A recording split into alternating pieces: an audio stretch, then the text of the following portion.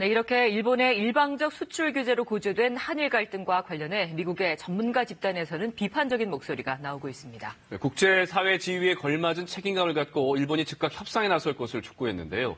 그러면서 한일 간 분쟁이 가져올 경제와 안보 분야의 파장에 대한 우려도 나타냈습니다. 뉴욕 김철우 특파원입니다.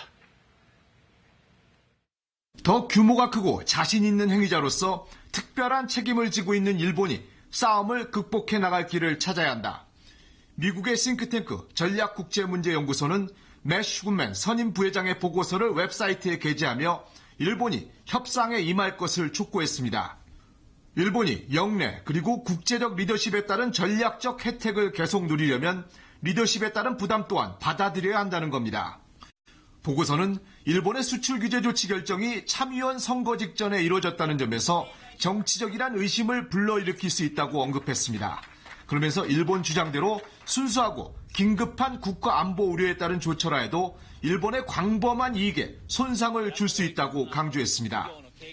경제 분야에서 한일 양국의 맞불식 보복전이 한국의 반도체, 일본의 소비재 상품 등 양국의 핵심 산업에 심각한 피해를 주고 세계 경제에도 타격을 줄 수 있다고 지적했습니다. 북한의 미사일 시험 발사와 러시아의 영공 침해 등 긴급한 안보 위협에 대한 한일 간 협력에도 차질이 빚어질 수 있다는 우려도 밝혔습니다. 일본의 일방적 수출 규제에 대해 일본이 싸울 준비도 하지 않은 상태에서 전쟁을 시작했다는 지적도 나왔습니다.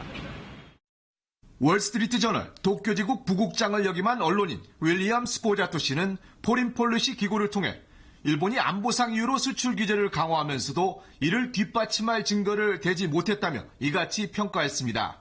스포자토 씨는 핵심 산업에 대한 위협에 굴복한 나라는 없다면서 일본 정부가 경제에 미칠 부작용 규모를 예상했는지 명확하지 않다고 말했습니다.